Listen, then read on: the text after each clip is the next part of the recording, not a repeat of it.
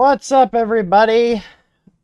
How's everybody doing? It's Monday, and I got some stuff I want to talk about because I like running our company, being honest with people. And when you have other companies in the community, and the company I'm going to be talking about is a competitor of ours, I want to just be fully transparent about that. But as you guys know, like, we make some stuff, and we also have other companies that make stuff for us that we put our branding on, customize, etc., which is normal in business, you know. Where I take an issue with is a company that's a competitor of ours that uses the same supplier, at least for one of their models of flex plates, telling people that they own the factory when they're coming out of the same place that we get our plates from. They're the exact same plates. He has a different design, just like we have our own design for our plates, for the tabs and everything. But you can't go around telling people that you own the factory when you don't. So let me see here. I need to resize this here. I switch back to the main because I just realized my stuff is opened. And I want to do a screen share here. So I'm just going to bitch about this for a while. So if you guys don't want to hear me complaining about other companies lying about their products, then just, mute me for about 5 minutes here. So the company I'm talking about, and I'm just going to say it, is Wham Bam. They're a competitor of ours. They sell flex plates and a few other things. We obviously carry more than just flex plates. But multiple times now, they've gone and publicly said that we own our factory where our flexi plates are produced. Nothing here leaves there with anything but a Wham Bam logo. So this is a message between the owner of the company that we use to have our plates manufactured. We get them manufactured over in China, just like 90% of other people. And the guy we use does good work. We've been using them for, I want to say, at least 2 years now, if not more. I actually was introduced to them by Naomi Wu. So shout out to Naomi Wu for finding us a good supplier because we were looking at doing this. So, it's pretty cut and dry here. I'm not going to spend too much time on this, but I noticed that the style of the plates, and if we pull up their Twitter feed, there's some other ones. If you guys ever used our plates, you'll be very familiar with like how they look and even how the branding is placed on here. There's only a couple of plate suppliers, and a lot of people use the same plate supplier and they get them customized for different sizes, different designs, etc., which is fine. But what I have a problem with is them saying that we own our own factory when right here, I asked him, I said, so we were talking about another, I'm not going to talk about the other product. He's got one he's working on, but he's talking about sending me a sample here. So I asked him, so you didn't sell the factory then? You still own it, right? And he says, of course. So pretty cut and dry there. I don't like companies lying about stuff. Like, it's not a big deal if you have another company making your stuff, especially when you're a small business. Like, you have to rely on other companies to help you make products because you can't do everything yourselves. But if you guys are, looking at, like, here, it's the same exact plate as our textured ones. Like, it's the same thing. They're coming out of the same factory. My supplier confirmed it. So unless my supplier's lying to me, which he'd have no reason to, and talked about, there's some other confidential stuff that I didn't share screenshotted. But don't tell people that you own the factory when you're using the same thing. And if I dig into my archives, I also have a screenshot from when he got pissed off that somebody else put a comment on one of his review videos talking about our plates and how they work the same, they're cheaper, and they ship from the U.S. Because for a while, Wham Bam never held inventory in the U.S. They directly shipped from China. They drop shipped everything. And from what I understand now, it looks like they have a fulfillment place that they're using in the U.S. to fulfill their orders. So where was I going with this? But yeah, so don't lie to your customers about where your plates are coming from. The reason they're doing that is so they can be like, oh, it's special and it's different from everybody else's, and we can charge you, 2-3 times the price for the same thing. So, I can tell you based on the information I have right now, confirmation from the supplier that we use and have been using for years, I have no reason not to trust the guy. And just the appearance on the plates alone, the branding, and just how the branding is applied to the plates, it's exactly the same as ours. So just kind of putting that out there. I've been keeping this under my hat for a couple weeks here and told people about it privately, but he's still lying about it. So here we go. Just coming out and putting it out there. I don't think it's good. But yeah.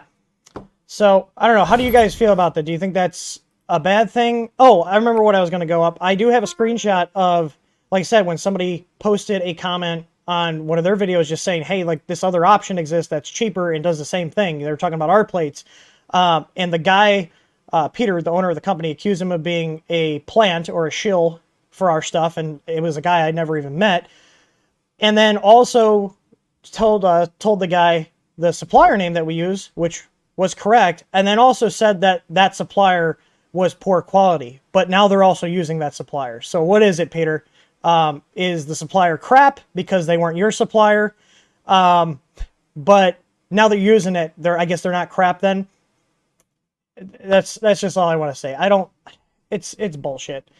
And so yeah, so if you guys see it, make sure you call them out, because don't tell your customers that you own the factory. Like, everything's very interconnected. I'm very well aware of all the different suppliers from China and the US and all over the board. But anyways, so yeah, I won't, it's out there. Just, showed my hand, and yeah. Oh shit, Joe just tipped me $100. Joe, that's going to booze for when you're over here. But anyways, so there's our tangent. We got the tangent out of the way. So there's our tangent. And now we're gonna go into the Ask Tim. So we always have a tangent at the beginning. Today was calling somebody out for lying. So anyways, let's get into the Ask Tim. So these are our Q&As. You guys can ask me questions about anything 3D printing, I should say. A lot of home automation stuff, because we do have, I don't know if you guys saw, but we do have the Easy Plugs now. They are real. They are here. They are shipping. I got, which one of these is my prototype? One of these is one that's not sealed. Oh, it's over here. So we have the plugs. They're ready to go. All ready to rock and roll. There's a nice video to set them up from start to finish. We go over connecting to your Wi-Fi, setting two different ways of setting the static IP, because you don't want that IP to change, because that's how the Octoprint plugin talks to the plug, turn it on and off. So if that IP changes, then you'll have to update the IP in the plugin. So the best thing to do is set like a DHCP reservation on your router, or just set it on the plug directly. So we've got step-by-step, so connecting it, IP address, setting up the firmware, or setting up the plugin for Octoprint, and getting it talking to it. They're really nice. You can see the light here. I use this light in the video. I had the light plugged into the plug to represent the printer, so you guys could see it turning on and off. So anyways, but yeah, let's get into the questions here. I'm just curious to know what you guys, what do you guys think about the whole plate situation? Do you care? I'm just curious. Go ahead and pop your thoughts in the chat. I'm going to go through and see. I'm going to go ahead and see what questions are in here. And Derek, with the first question, as per usual, at least the first question I can see, what is the best way to oil / lubricate / grease linear rods and linear bearings? So I could be wrong, but I'm just going to tell you what I've done all the years. So linear rods and bearings and stuff you'll see, they're very common on a lot of the i3 machines. So like the ANET A8 use those. And what I would do is I would actually take white lithium grease, put a generous amount inside the bearing. So like the actual linear bearing. And then I'd take 2 rods and push them in from either side equally. And what that does is then it forces the grease into the bearing pathways. I believe that's called packing a bearing. But that's what I would do for them. You can also just occasionally clean them off, wipe the rails down, and then I use this stuff. This is my favorite lubricant for printers. This is for machines, not other purposes. But this is my favorite lubricant. It's easy to find. It's inexpensive. I think this bottle's like $5. This is the 3-in-1, and it's got PTFE in the actual lubricant too. So this also I've used on heat brakes if I get jamming too. If I'm putting together a new heat brake, I'll drop the heat brake in this, let it sit in there for a bit, and then put it in. But this works great for pretty much everything. I use it on my linear rods. I use it on my lead screws. Sometimes if I have like a V-slot wheel that's kind of gunked up, I'll clean it off. I'll put a couple drops in this and let it soak in. This might not be the best thing, but this is what I use, and I've been using it for years and haven't had any issues with it. So, like, yeah, it's good stuff. So 3-in-1 multi-purpose PTFE lubricant. This is what I use, and I've had this bottle. I want to say I've had this bottle for over a year or two, and I'm only about halfway through it. So, if you guys are at your hardware store, I got this at Menards. Ace, I think you can find them at Ace, Home Depot, Lowe's, Menards. They all carry this. This is really good stuff to have on. Anyways, so let's see what the next question is. Tom Terra says, first off, those insulated adapters that people put on steppers to quiet them down. I had them on X and Y. I was getting vertical bars on my print, removed them, and the vertical bars were gone. Yes, those are called stepper dampers. Those were a huge fad about almost 3 years ago. I do not recommend them at all. I had them on my CR10. If you guys remember, I did a rebuild on that. That was one where I was fighting with the Duet board. It is working now. It is printing. This came off of it. It's printing really well. But I had those on there and they sheared off. Now, that took a couple years to do, but I don't think they're worth it. I did find that it introduced more artifacts into my print because your motor's mounted on a piece of hard rubber, so it's going to have some play to it, but it does quiet it down. Now it's 2021. You slap a board with trinamic drivers in there and you call it a day if you want your motors to be quieter. That's the best way to do it. So if you guys are using the stepper dampers and you're having weird artifacts, take them off. I think you'll find that a lot of your issues will go away. The only axis I've seen them use successfully on and extended periods of time where they're not a problem is on the Z. Some of the Wanhouse had stepper dampers on the Z. But on your X and Y, I do not recommend using stepper dampers. If you want a quieter printer, the best thing to do is to put in a board in your printer with trinamic drivers. Like if you have a Creality printer or Solval printer, we have our Easy board that you guys all know about. That's the top tier one for those printers.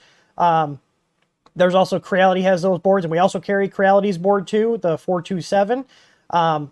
Those are also a good way to quiet it down. And a lot of printers are just coming with those drivers too. So. And if you guys are like looking for boards, just make sure you have something with 22.8s or higher, 2208, 2209. They're all going to run the same noise level. The 22.8s actually aren't any quieter, or the 22.8s are not louder than the 2209s. They all are the same noise level. Let me move that because I just realized that is in the way. Did anybody catch in the Easy Plug video? Did you guys catch the SSID and password I used? It was kind of a little Easter egg there. I actually was not setting it up on my actual home network. I actually have a little crappy TP-Link, like this little $30 router. I just use this for an isolated network for testing things and doing videos. So that way I can put a bogus SSID on here and password and share it, and it literally doesn't matter because this just gets plugged in when I'm using it. So, but let's see here. Let's keep going through the questions here. Did it jump? No, it didn't. Okay, so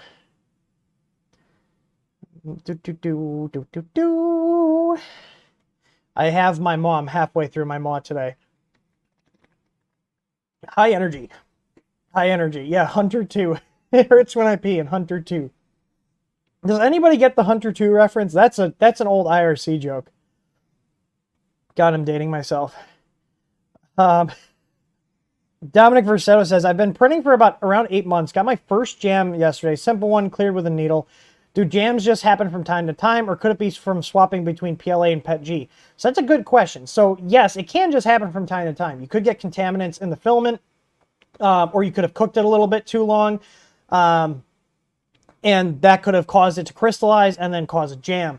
So, but when you're switching between material types, you can run the risk of getting a jam. So especially if you're going from like ABS or PETG back to PLA, PLA has a lot higher, or PLA has a lot lower melting temperature than ABS and PETG. You can sometimes get PETG and ABS to extrude at the lower PLA temperatures, but it's harder. It's not as fluid. So what I usually do is anytime I change a color, let alone a filament type, I typically run on my ABS machines. All they print is ABS. I have some that I switch between PLA and PETG, but the important thing is to do a full purge of the color that you're changing, especially if you're even going from PLA to PLA. Flush that old color out. I'll usually extrude at least 100 millimeters of filament through my nozzle to flush that old color and or material type out. Now, let's say you're going from PETG to PLA. I would recommend extruding the PLA at 240C, so that way if, or even higher, depending on what PETG you're printing with, but extrude it at the temperature that the PETG was at, because if there is PETG in there and your temperature is not high enough, it's not going to melt right away or become as viscous to actually get out of the nozzle. So one thing I do recommend is when you're changing filaments, especially between material types, push about 100 millimeters of filament, just go to your LCD, tell it to extrude 100 millimeters, and just let it flush it out. And if you're going from a higher temp filament to a lower temp filament, you want to do that flush, that 100 millimeter flush, at the temperature that the old filament was at, so it can properly melt and get pushed out of the nozzle. Because if you have anything out there in the anything left in there that can break loose or melt while it's printing, it can cause a jam, and that would technically be a clog. Jam is when you retract and it gets stuck above the nozzle, so it's usually in the heat break. Jams are very common with all metal hot ends, because PLA likes to stick to metals. We've talked about this before too on here, where especially when you have a new heat break, there's no like coating over it, and even if they're really well polished, like a lot of all metal heat breaks are, there's still a higher chance of like PLA gumming up and jamming in the heat break on a retract. So one thing you might want to do is lower your retraction so you're not pulling back as far, because the farther you retract, the more chances you have of jamming, because that filament's physically moving. So if it's still molten and it sticks to the inside of that heat break, when you go to re-extrude, it just doesn't do anything.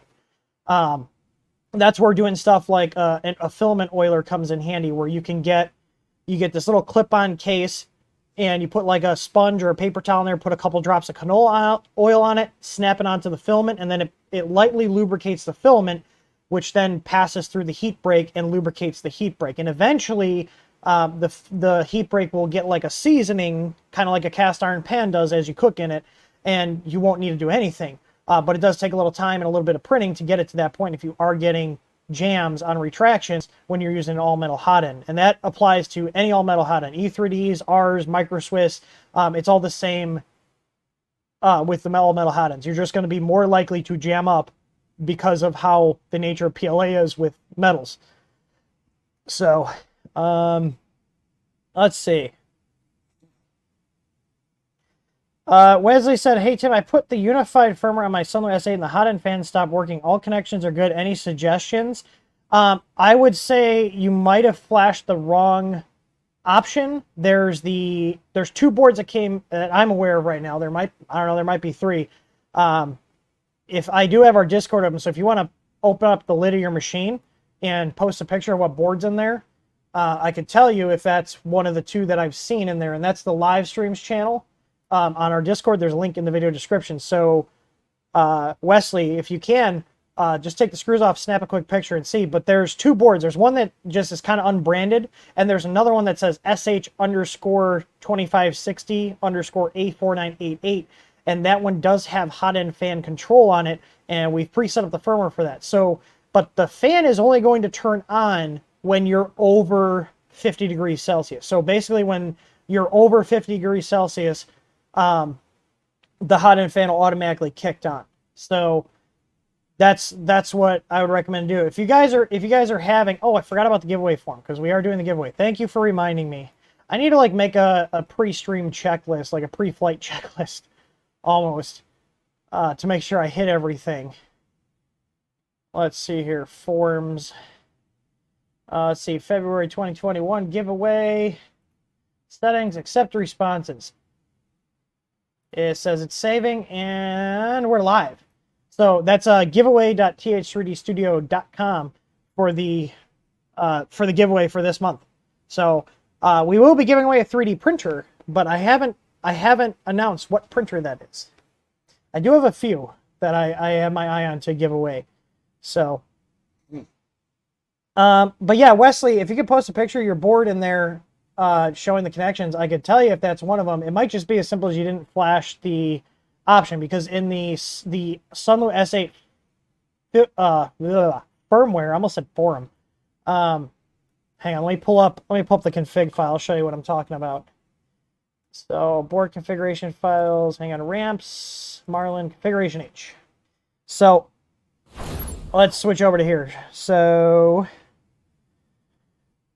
if we're looking at the configuration H file here, this is what where you'll be doing your settings. If we scroll down, we'll see we get to the Sunlu section.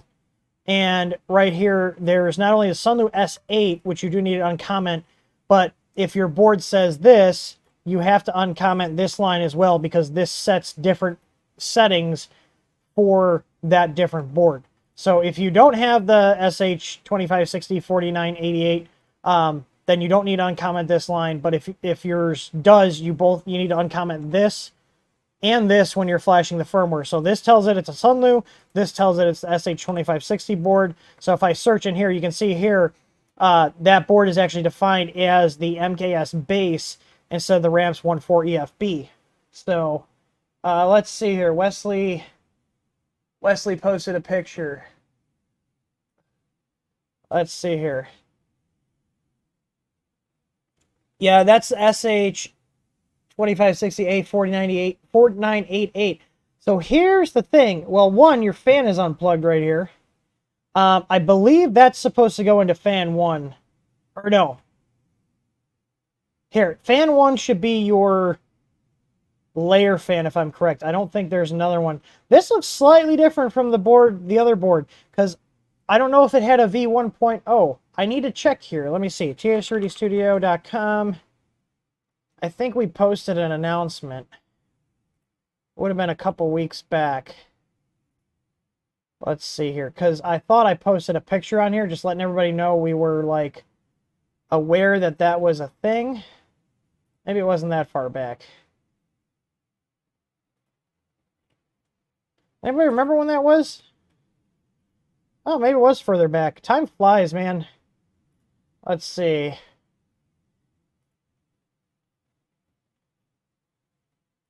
It was after Christmas, for sure. I thought we posted... It would have been after this. If I recall correctly, I think that's the case. I'm going to go back a little bit further. I'm sorry I'm not able to find this right away.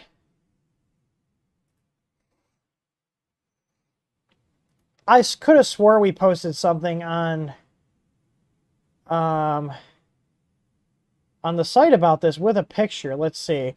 Sunlu S8 TH3D SH2560.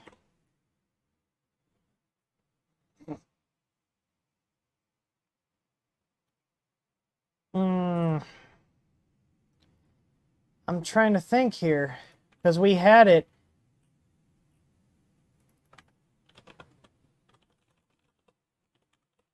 I know I had it. Someone sent me a picture of it.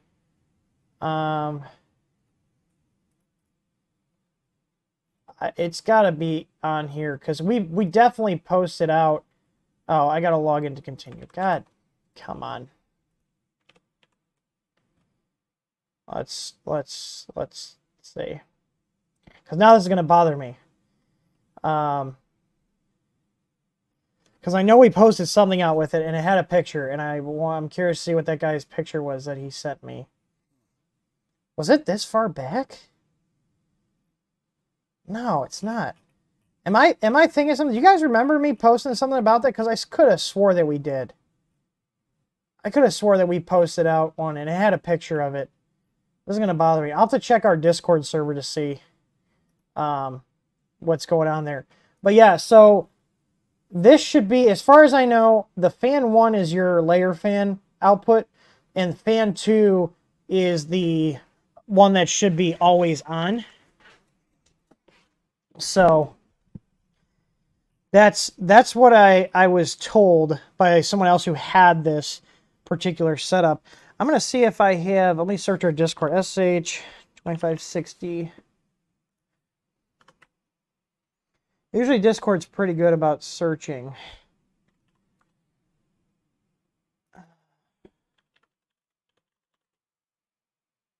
Weird. It's not showing up anything. And I don't think anybody posted a picture in the live streams chat. I'm just going back up here. Man, I'm sorry. I could have swore we posted a picture. Now it's going to bother me because I can't remember if that guy had the 2560 or not in his... Or not the 2560, but if his said the V1.0. I'm not saying, if somebody finds it, repost it in the live streams channel, because I have no idea where it is. I know I had a picture of it, because we posted out at one point. So, but we'll circle back on that, because I legitimately do not know. I want to say it did, but it's been a little while. I have to go back and see when that happened. When we were aware of it. So let's keep going on here. But the short answer is try reflashing with that option on and see if everything starts working, and make sure you have the fans connected to the right positions. So let's see here. Kenny Briggs says, I changed my nozzle from a 5 to a 6. I'm assuming you mean 0.5. They make 0.5s. I've seen 0.4s. You mean a 0.4? And now it has a slight jaunt in the brim. I don't know what you mean. Post a picture of that. I don't know what you mean by a slight jaunt.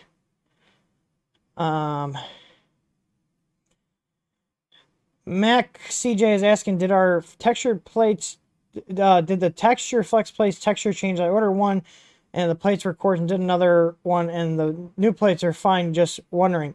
The thing is, no, they haven't changed.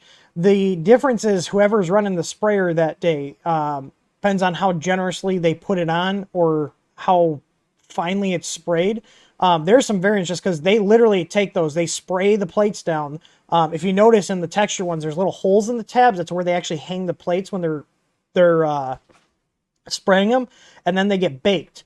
So no two plates are ever going to be the same. They'll all be slightly different. They'll all have that textured coating though. That's perfectly normal. Yes, as far as I know, like there's been no changes on them. We haven't seen any changes. And like I said, any variances with like how big or small the texture appearance or surface finish, whatever you want to call it, is just from them actually applying it, and the variances of that, because it's all hand applied. It's not done by a machine. Joker's asking, do I have firmware for the Easy ABL that works on the SKR Mini E3 V2? I see no one, I see you did not check our help center, because there is firmware on there for the E3 Mini V2. If you guys, I'm trying not to be like RTFM, but kind of, because if you guys are looking for anything, the first place you guys should be going for firmware, for product documentation, anything, you just go to support.thrudystudio.com, and that's a help center. I've spent a lot of time populating that with articles and making it so it's actually pretty easy to use. Anything before you ask a question, even in our Discord server support, go check and see if your answer is already in the help center, because the chances are that you're probably asking something that's already been asked, and there's probably a help center document in there. When we see stuff that comes up over and over again, we actually will take time and immediately write a document on it and put it in the help center, so that way it's there. So make sure you're using that, and make sure you're searching it. The search function on it's really good. So like if you just typed like Easy ABL SKR Mini, or just type SKR Mini firmware, you should get the firmware for the board, and that supports the Ender 3 and the Ender 5. So let's see here. My chat just jumped, so give me a sec to get my bearings again. Thanks, YouTube.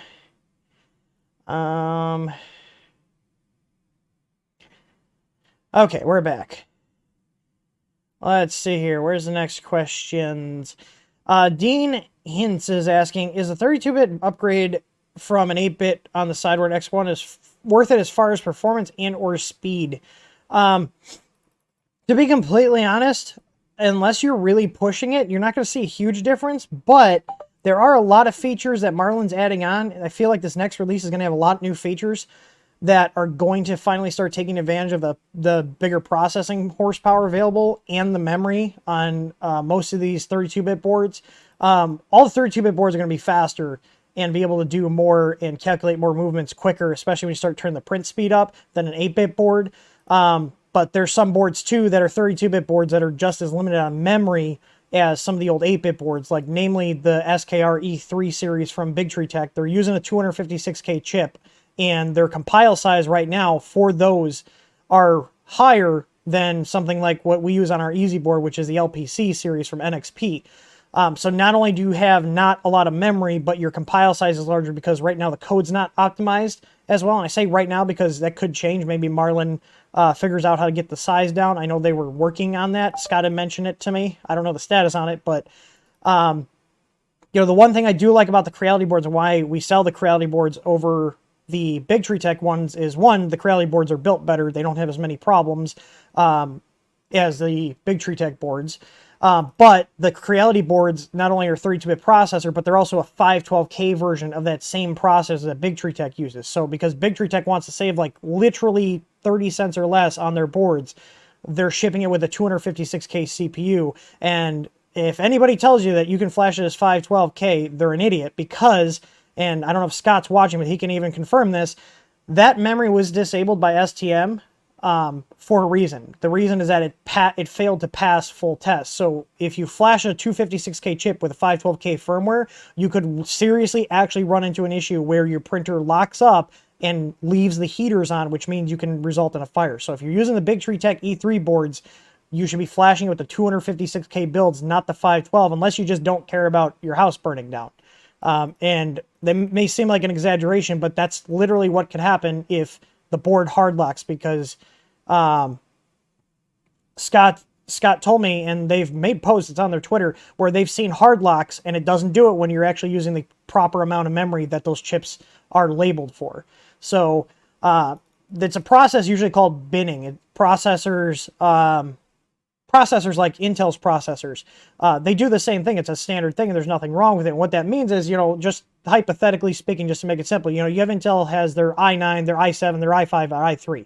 You know, the i9 are the ones that bin the highest. They're the ones that ran the fastest. They're the ones that, you know, were able to run the higher clock speeds. You know, it was really good silicon. So those get, you know, cut and made into higher end processor. Well, then you have ones that maybe some of the cores were bad, but the other ones aren't. So they'll disable the bad cores, and then that becomes an i7 or an i5.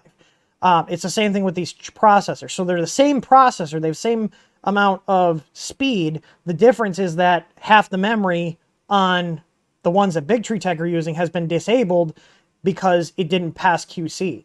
So I just wanted to mention that because there's been people that have had theirs lock up, and when they lock up, the heaters are on. Your hot end heater and your bed heater are just on, and the firmware is non-responsive because it's locked up. So don't be cheap. If you have any SKR E3 board, use it within its limitations. I don't want to see people's houses burning down.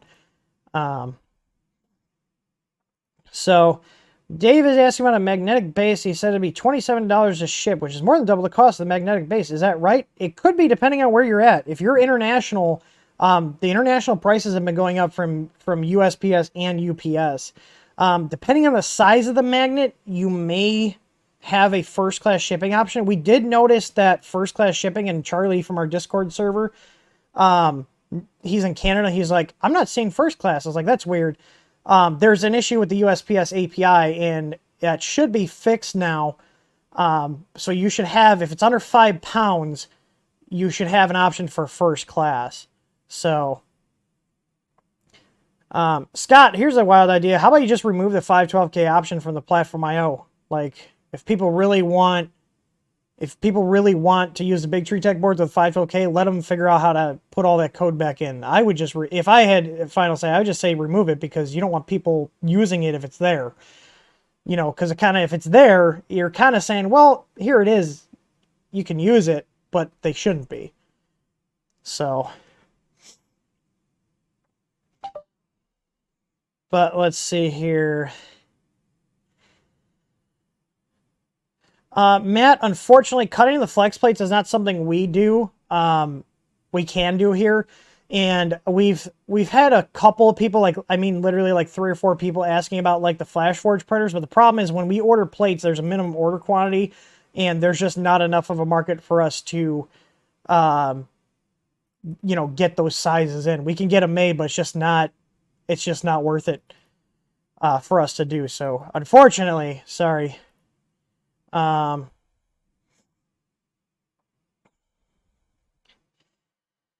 Let's see. Chris Knight says he got the tough all metal hot end for Ender 3 Pro. He's using the Bullseye duct. If I switch to the high flow kit, which cooler do I use, since a Bullseye duct would not be long enough to reach the nozzle?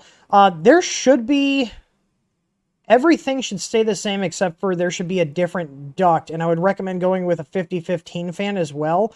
Maybe switch over to the full Hero Me. As far as I know, someone correct me if I'm wrong, but I believe the Hero Me has support for the Volcano style hot ends, and that's the kind of mount you would use, would be a Volcano style. If you put the high flow kit on there, that's the longer block with the longer nozzles and the bigger nozzles. That's a lot of fun. If you like how big, fat, thick layers look, it's a very fun upgrade to do. And you can make big parts very fast because you got a longer melting zone. And if you go with the bigger nozzle, it's even more fun. Let me just see. Hero Me Gen 5. I believe it's a Gen 5. Let me see. Hero Me Cooling System Gen 5. I want to say it does. Hang on, I'm pulling up. It's loading. Thingiverse is taking forever. What else is new? I did see someone else super chatted, and I appreciate that. I will answer your question next. I'm sorry, it's just kind of all over the place. Yeah, so they do show here. If we look here, it does show the. He actually. Thank you, Andrew. He did specifically call out that he's tested it with the TH3D Volcano, which would be our V6 hot end with the high flow upgrade kit. But it's the same specs as the E3D Volcano. So any mounts that work with the E3D Volcano will also work with our tough hot end with the high flow kit. It's the same dimensions. So yeah, let me see if I can find this super chat, because I feel bad. I'm sorry that I overlooked that. Let me go back down. So there's checkout. So Charles, thank you for the $9.99. That's an interesting amount, but I'll take it. Ender 3 V2 board. He's saying 427 firmware Smith 3D. I'm not familiar with that. I'm having issues on some large print where my printer seems to get stuck in a loop moving back and forth while continuing to discharge PLA. Have you tried using our firmware for that? I don't know. What is Smith 3D? Is that another person that makes firmware? I'm assuming that's what it is. But I do want to note that there are known issues with the Ender 3 V2, specifically the LCD, where if you try to like move it, it will like back the filament out. It's weird. So I'm just trying to see here. Oh, they sell Big Tree Tech boards. Ew.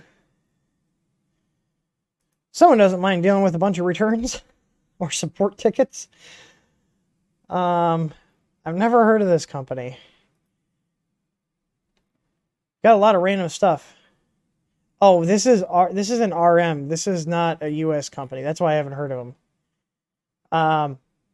Yeah, I would recommend trying our firmware, see if you have the same issue. I can't comment on somebody else's firmware. I don't know how they're actually like you are setting everything up. I do know how ours is set up. So give ours a shot and see.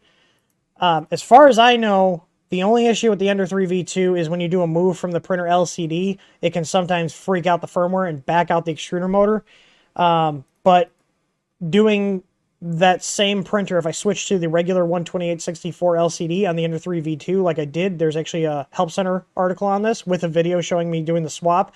Haven't had any issues with it. So it's definitely related to how the LCD's talking to the firmware on the board.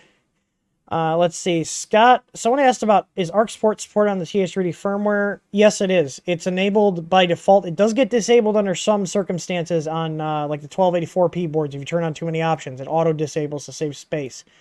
But Scott's also saying 2072 has some Arc bugs. I don't use anything that uses Arc.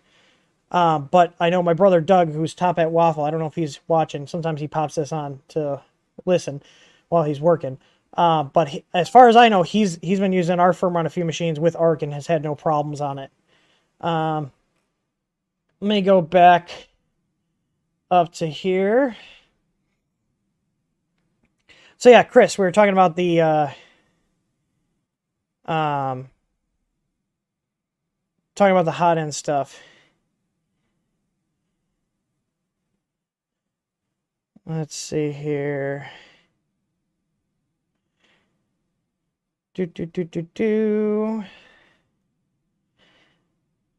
Oh, Lightspeed's in here. He's the one that was saying stuff.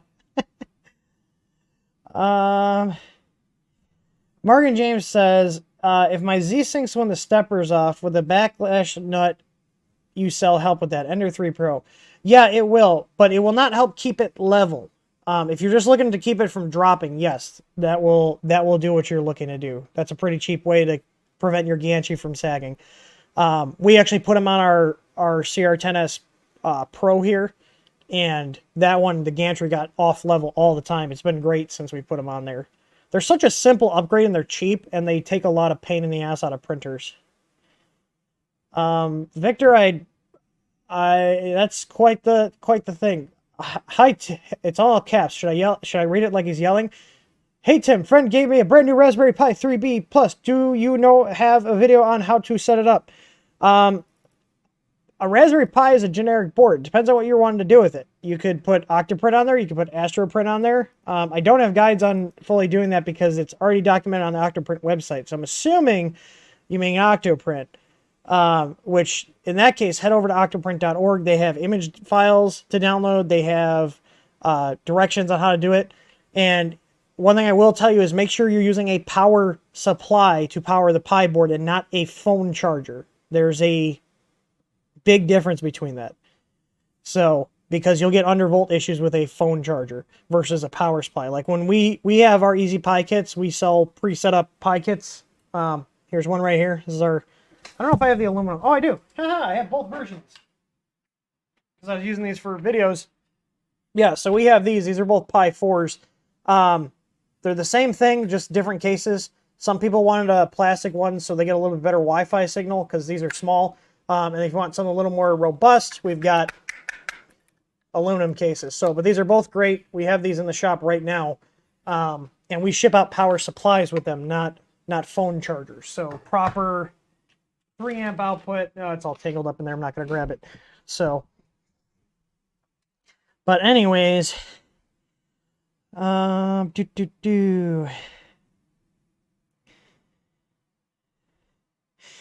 Alan's asking, what's your thought on the failure potential with vertically mounted lead screw steppers and the weight exerted on the thrust bearing and the stepper motor from the build plate and print? I mean, I feel like if we would have seen issues with that, he said think Daedalus, which I have, and it's been great. That's the same kind of thing. I guess like the bed is heavier than a gantry, but I don't think there's going to be an issue. I think Joe is in here. He tipped me earlier. Maybe he can answer if he's seen any problems. I know he's using really good quality stepper motors. He's using LDOs in there. So, but if I have any issues, I'll let you know. This printer has been really reliable. I will say, and I will give Joe crap for this, and I missed it too. I couldn't figure out on one side. I was getting a little bit of banding. I was like, what the hell? This thing's all solid mounted. It's all solid mounted. Turns out one of the T-nuts that holds the extrusion, or not the T-nuts, but well, I guess they're T-nuts. He uses sliding ones. They're fancy. They got ball bearings and they don't move and stuff. But anyways, one of them was loose, and so there was a little bit of play in it. But now that Joe came over and he was looking at that, he's like, "Oh yeah, I need to tighten that up." But it's been good. But my unit was a beta unit one that he overhauled and upgraded, so I'm not even mad. I ain't even mad. Even with that, it was still printing great. Let's see here. Morgan James is asking, will the texture or smooth PEI plate be better for over sticky PETG? I've lost several services because of them. Yes, PETG is a pain to print with. To be completely honest with you, it's going to stick to both of them. PETG will stick to bare glass. That's how, like, aggressive it is. My recommendations are for PETG, and which is what I do here. And you still have to make sure your Z height is correct. If your Z height is too low, no matter what you put down or what you're printing on, it's gonna adhere. I put a coating of this down, which is the nanopolymer stuff. This acts like a release agent. I'm not using it in this case for extra adhesion because PETG doesn't need it. But what this does is this allows it to come off cleaner because this acts like a release agent. And one thing I'll do when I am printing PETG is I will run my Z height a little bit higher than I would do on PLA or ABS, just because I know that if I'm too close, that's probably going to bond to my surface and it's going to screw it up. And PETG does that to glass. Like I said, bare glass. Think about that. PETG will bond and take chunks out of bare glass. It also bonds to polycarbonate sheets like our Easy Mat. It bonds to PEI. One thing you can do, and I almost forgot about this, and this is what a lot of our customers have done, is you get this stuff and you use it as an adhesion promoter, except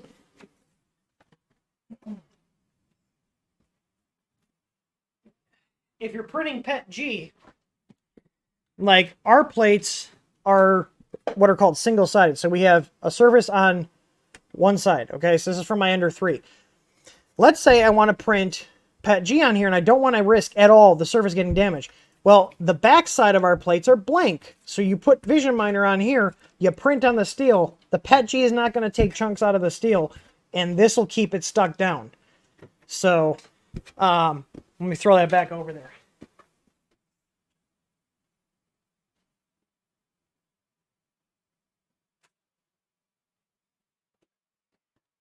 So, and the thing is, I know someone's probably going to ask, the reason we don't do the dual-sided plates like some other companies are doing is, while I love the plates we carry, the dual-sided is basically the textured, and then on the back, there's a spray-on coating of PEI that's smooth.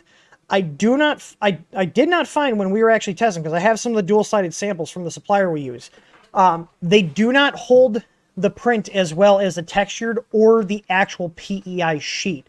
So when you order our smooth plates from us, those are actually the steel plate with an actual sheet of PEI pre-applied to the plate. It's not like a baked on one. So you can actually replace that surface too. So if you screw up the PEI sheet, you can actually get a new PEI sheet and apply it. And we do carry various sizes. I know we're out of stock on some sizes, but we did restock on the 320 by 320 PEI sheets, the Easy PEI. And we did actually restock on the Easy Mats too today. We just got a bunch of those in for the 310 by 310s. So, but the thing is, I test all the stuff that we sell before we actually bring it to market. That's why stuff takes a little bit longer. I might have a product for 6 or 7 months, but it's because I'm putting it through its paces here to make sure everything works correctly and there's no gotchas with it before I go and sell it to people. And one of those things was the dual-sided plates, because the smooth side doesn't grab as well. I don't sell the dual-sided ones because they just didn't work as well as the actual PEI sheet. So I opted to go for just a single side. We got the textured, which is a baked on that works great. And then we also have the PEI sheet that's applied to the steel plate. And we don't make any of our customers apply the surfaces. The PEI sheet comes pre-applied and the texture is baked on, so that only can come pre-applied. So let's see here. Michael Mearsman is asking, I want to start using ABS. I know an enclosure is a must. Does the enclosure primarily prevent drafts or keep the print area warm? It does both. You want to have both. Drafts are for sure going to screw up ABS printing. But you do want to have a higher ambient temperature. Now, I did finally, if you guys noticed, my stuff is stacked a little bit higher than normal here. That's because I did finally get that 3D Upfitters enclosure on my Ender 5 Plus. I'm going to run some ABS prints on and test it.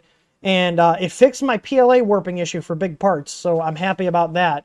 But that enclosure, it went together really well. It's on the pricier side, but you know what? It got the job done. I'm pretty happy. But I got to test ABS. But you do typically want, what I was told and what I found, is you typically want to maintain right around between 40 to 50 C ambient temperature inside the enclosure for printing ABS with no warping. So you want to reduce your drafts, turn your layer fan off if you can. Some parts you might need to drop the fan speed down depending on your layer fan speed. But you want to eliminate drafts. You want to get a higher ambient temperature because you're preventing it. You want to prevent warping because ABS likes to shrink. It was actually designed to do that if you think about it, because ABS was originally designed as a plastic for injection molding. So in order for them to release from the molds, it has to shrink. So just how it's designed by nature, it shrinks a little bit when it's printed. So you want to fight that by keeping the temperature higher so the shrinkage is much less until you can get that part completed. Paul R is asking, is it worth upgrading from the 422 on my Ender 5 Pro? I'm getting tired of Corelli's firmware. Well, I would say give our firmware a shot and see how that goes, see if you like it. The only other, like, upgrade, you could go to the 427 board, which is more of a, like, what is it, a horizontal move, lateral move? I don't know, but you're not going up, you're kind of going to the side. Because, like, you'll get the silent drivers. Yours is the Pro. I don't know if they're shipping the 422 with the silent drivers with the Pros or not, or if they're using the noisier ones, the 4988s. But either way, that'd be more of a, you know, just kind of like, it's a little bit better, but not really that big of an upgrade. You basically be then going up to the easy board, which if you're tired of fighting with firmware, or you don't want to deal with compiling, the easy board is great for that because we have the website that just you click through and enter your stuff and then it spits out a file a couple minutes later. No messing with VS Code or anything. So let me see here. I'm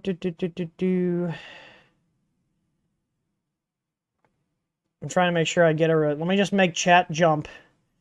There it goes. And let's scroll back up. Oh man, we're almost at an hour already. Today's going by quick. I appreciate all the questions. I'd rather it be tons of questions and not get to them all than not have enough questions and you guys have to listen to me ramble about stuff for hours. Let's see here. There's a lot of chat. You guys are busy today having your little convos in here. I like it though. I like it. Kenny D says, I would get lines and gaps with my Z. I did a little tightening, now the gaps are gone, but now I still have rough lines. What would I do to fix the gap but not the lines? I'm assuming... Are you Tinkerton in Discord? If so, I'm looking at your picture here. I'm assuming this is you. If you guys are gonna post in the Discord, make sure you put your make sure you guys put your YouTube handle in there so when I'm talking about it, I can kind of cross-reference that. Let's take a look at his print. Not bad. I went to like rotate it, like I can move it around in space here. This looks pretty good, to be honest. I do see some ringing here. Nothing terrible or out of the ordinary. This, honestly, I don't know if you're going to get too much better than that. This could either be from, like, I see what you're talking about, like the very fine stuff. And some people get really anal about this. I'm at the point where it doesn't really bother me as long as my part works. But this is usually a result of either like your extruder not feeding consistently and or your filament diameter. You could also try printing at a slower speed. I don't know what this was printed at, but this honestly does not look bad. This looks like what I would expect to see off of most Chinese machines. This doesn't look bad, but like all these little inconsistencies, you might never fully get rid of them unless you slow down your print speed. You said he's printing it at 0.02. Print it at 0.2 and see how it comes out. Sometimes the smaller layer heights, I feel like they exaggerate any little inconsistencies with the machine a little bit more. I also can see here down at the corner, it looks like you were too close. So here's the thing about that. If you're too close on your first layer, it can affect all the layers going up here because it's too close. So the filament's just kind of stacking on each other, and that can also contribute to this. And you can kind of see the elephant's foot here where it's flared out a little bit. You know, I would try, before you go chasing your tail and stuff, I would try running another one, not smushing it as much here, because I can see it kind of bulged out a little bit here, which tells me you were too close on your first layer. If you want to make your life easier, take the first layer and change it. I'm assuming you kept your first layer 100%, which would have been 0.12, which is a pain in the ass to eyeball. Bump your first layer up to 0.3, and that'll give you more flexibility with how dead on you are or not. because it'll be less noticeable, and it'll be less likely to throw off the upper layers. So I would check that out. Try those adjustments that I just suggested. Let's see here. Sean Youth is saying, my Bondtech mosquito house is doing fine with PLA, but PETG occasionally drops burning bits of Uzi PETG onto the print. That is more than likely stringing that your nozzle is going around and touching, and then it just kind of collects on the nozzle and eventually drops off on your print. So pay attention to it. Watch it while it's printing, because I've had the same thing happen to me where I'm like, where am I getting these? I'm not leaking anywhere. Where is this coming from? It was the strings. PETG is a very stringy material. It's very hard to tune out the stringing. You can do it, but it's going to take you a while. And drying it does sometimes help. But what you're probably have happening is, as it's moving around doing the print, it's picking up those little wispies of the stringing, and eventually you get enough where it drops off. And because it's been sitting on the nozzle that entire time, it just gets baked, and then bleh, it just goes off.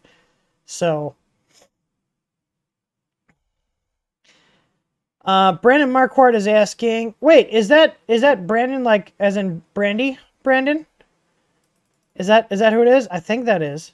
That last name sounds very familiar. Is that Brandy Brandon? What is your favorite multi-filament system? The palette. Palette 2. Not the original palette, the palette 2. I have the palette 2 right there. I don't use it too often, but when I do, it just works. Yeah. I like it. It's expensive. Don't get me wrong. It's expensive. You can find them used for around like $300 sometimes. But what I like about it is that I can literally take it and move it from printer to printer. I don't have to have it on one printer all the time. So let me see here. I feel like I'm like rereading stuff, like chat's messed up here.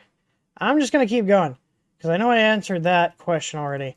Let's see. Tom Myers, he said he's trying to use the arc welder plugin in Cura with my Ender 3 and Easy Board. The arcs are printing very slow. I'll be honest with you, I haven't messed with arc welder. I would probably reach out to them. Unless that's the bug Scott was saying. Scott said there is a bug with arcs in 207 too. But I have not had time to play with the arc welder plugin. So it could be that it's just rendering them slow. The board, in theory, should just do whatever the G-code's telling it to. So if the arc welder plugin is telling it to go slow, then the board's going to go slow. But also make sure you're on the latest firmware, because the older ones had arc disabled. Let's see here. Keith says, "Good." I'll read this, because hell yeah, Wisconsin. Good afternoon from Wisconsin, Keith says. If Samantha's watching, she's actually on her way back from Wisconsin right now. So, Timothy Schneider says, what's the future of TH3D with metal printing prices dropping? What opportunities could you see opening? How far down are they going? Is there like a machine out yet that's like 10 grand or less that I can do everything here, meaning print it and make it a solid object? Because that's the thing. I don't want to be sending out stuff to somewhere else. Like, is there one 10 grand or less yet? Even if they can do small stuff, is there a printer out? Do you guys know about it that does metal that you can do everything in-house without having to send it out? Because I know there's some where you can like print it even on FDM and send it out, and then they like fire it and cure it, and then it becomes one solid piece. I don't want that. I want everything I can do in-house here. Scott is saying here, arc welder will need the latest version of Marlin for best results. Hey Scott, do you know when and if you guys wondering, Unified 2 is on 207.2. I don't typically roll out bug fix releases for Unified 2 because I want things to work and not be using, essentially what's beta testing firmware, send that out to people and customers. Scott, do you know when the next release is going to be? I know. I'm kind of joking. I know it's ready when it's ready. But I know you said you were getting close to getting a release done, so... Or is the bug fix right now pretty stable?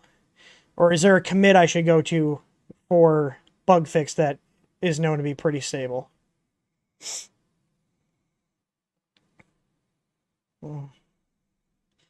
Let's see. Any other questions? We are past the hour, so I'm going to just see if there's any quick questions here. I see someone talking about there's a firmware on Reddit for the 427 board that someone was hacking together some extra features for the D-Win screens on the Ender 3 V2. I think that's the one I saw. I think that's the one I saw, but the thing is, it was on an old version of Marlin, and I was looking at integrating some of the changes, but basically there had been so many changes since that guy made his firmware until now that it would be very hard to go back. He really should be doing commits to the Marlin repo so they can get it into the official Marlin.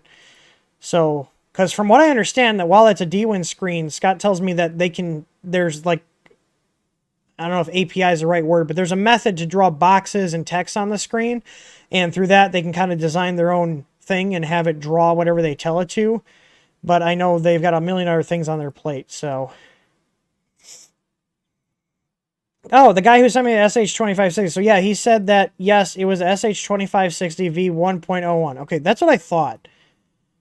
So, yeah, so the guy who had, I can't remember your name, I'm sorry. But the guy that posted the board, he is Wesley in Discord. Just double check that your connections are right, because I know I've had multiple people confirm that our latest firmware with the SH2560 option, when you turn it on, works correctly with that machine. So let's see here. I don't think I'm gonna get through all the questions here. Stephen Hayden's asking, I'm installing EasyAbelt Pro on my CR10 V3, and in the installation directions, it said the probe should be 2mm from the bed. It should just be 2mm. 3 would probably be fine. If you have the 18mm sensor, which most people do, you do have more wiggle room with how high it is. Just run the M48 test and see. If it's not getting good accuracy, then you want to definitely move it down, because of the 4mm total distance from the sensor to the bed, which if you set it up per our guide, that will put it at that, meaning the sensor's 2mm higher than the tip of the nozzle. And then when you calibrate it, we have the nozzle 2mm off the bed. So the total distance between the tip of the probe and the bed is 4mm. That's where the sensors perform their best. So, but 5mm should be also fine for the 18, because the total sensing, where it'll just register yes, there's something there or not, regardless of how accurate it is and repeatable, officially on those specs for those sensors is 1 to 10, but they're most accurate in the 4 to 5 range. So let me see here. I wanted to see if there's any other quick question, because it is Monday. I've got a lot of stuff to do. I wish I could stay on longer today, but I'm not able to without pushing other things off. Let's see. What is Jerry? Jerry said he sent me something on Telegram. Oh, okay, from the video. Let me see here. Nozzle on last night.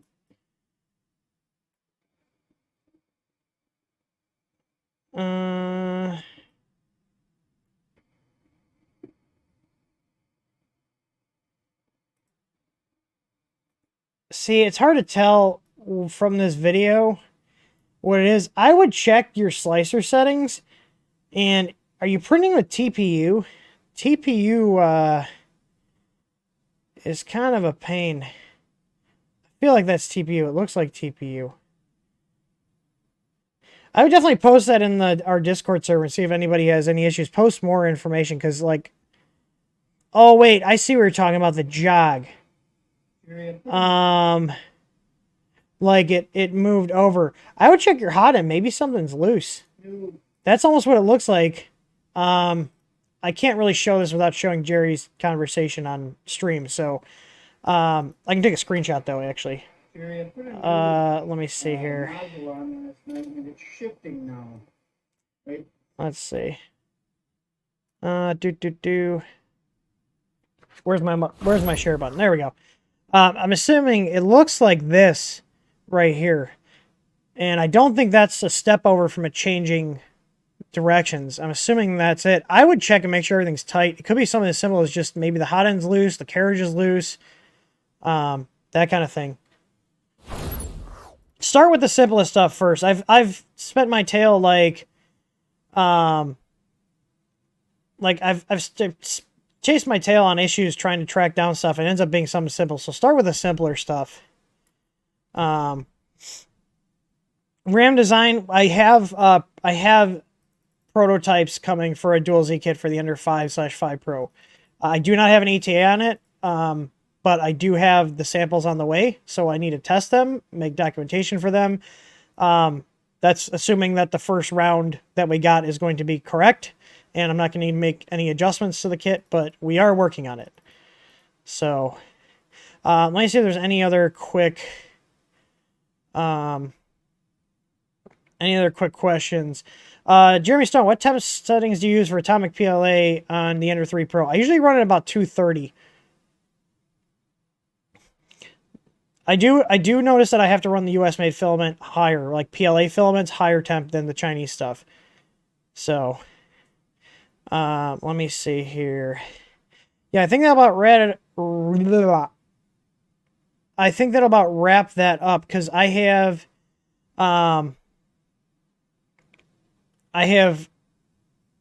gone over my time here. Sorry, I'm trying to read and see if there's anything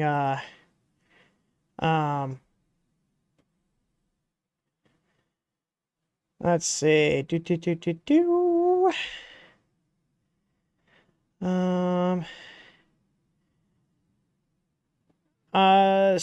Yeah, I don't think there's any other quick questions. I got most of the questions today.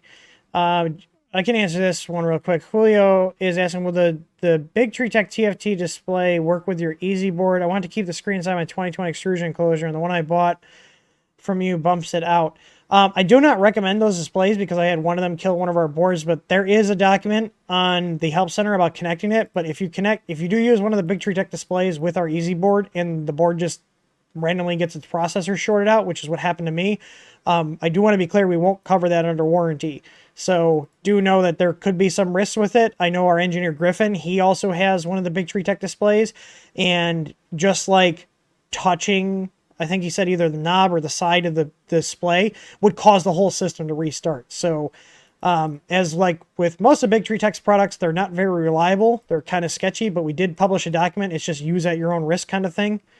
But yeah, it's possible. There's documentation on there, the firmware set up for it, but just be careful. Like I said, I won't be using one. I like it. It looks cool, but since I had one when I was doing testing initially, it fried my processor, and I had to actually replace the processor on the board, so of the Easy board. But anyways, we're now 12 minutes past. I try to keep these right at an hour, so I appreciate everybody that stopped by. Sorry if I didn't get to everybody's questions, but we do have another one coming up on Wednesday. We do these Mondays and Wednesdays at 2 p.m. Central Standard Time. So hope you guys learned something. Hope you guys had fun, and as always, happy printing.